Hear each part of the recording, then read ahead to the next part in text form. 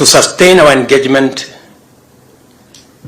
in this space and in order to configure the optimal partnership format and delivery model for our nation's bottom-up economic agenda, it is necessary for all of us to work together in a collaborative manner from all sides.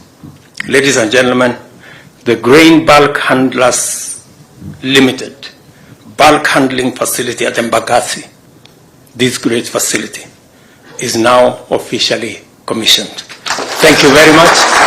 God bless you. Asanteni sana.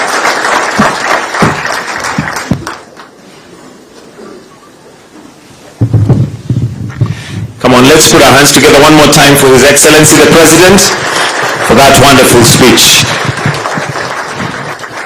Thank you very much, Your Excellency. We only have two other items that the management had requested for, and that is they had prepared a gift for you, so I would like to ask that we bring the gift, and at this point we'll ask the Jaffa to present the gift to you, Your Excellency. After that, we shall then have the national anthem and finish off with one photo with the silos in the background, just with the management together with the leaders that we have present, and after out of reach. However hard they work, the price of the most basic commodity, the basic element of a family's basket of goods, is no longer affordable for most. And that is a basic problem. That is a problem we, all of us leaders and business leaders here today, must solve. It's easy to say, it is hard to do. But we can start to cut costs simply by getting better, more efficient at moving and storing grain.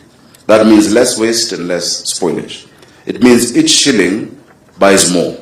And it means we respect the struggle of ordinary Kenyans who sweat for everything they earn.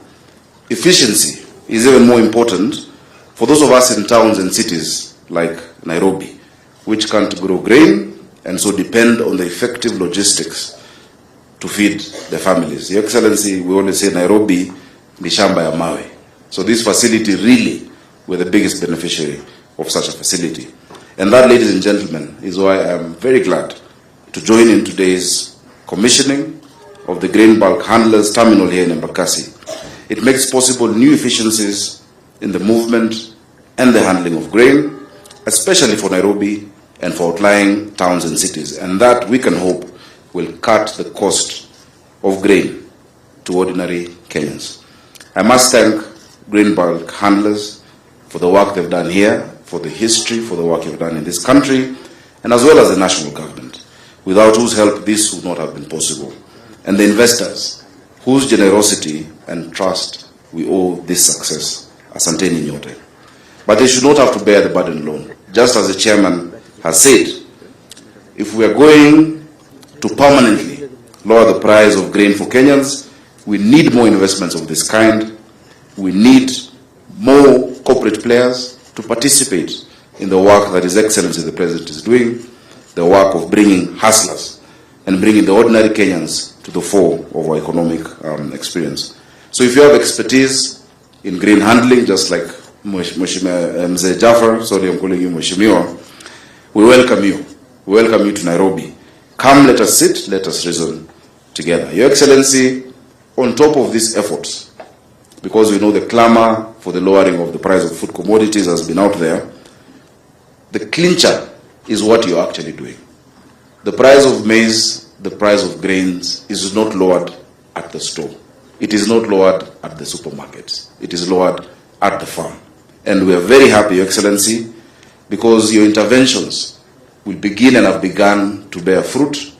The reduction of the cost of inputs, the reduction of the cost of fertilizer. We know already there have been lowering of these prices, and we know in the days and months to come, Kenyans will have reason to rejoice. But many of us in this room should ask ourselves a question, and that is why I'm very happy with the remarks about how Mheshimiwa Jafar started with 20,000 shillings. Many of you, except for the President, don't even know the price of flour. It is not a bad thing. It's a good thing. You may not know the price, but you know that when you get into a supermarket, you'll afford it. That is the security we want to give Kenyans. That is not about the movement of 2 shillings or 5 shillings.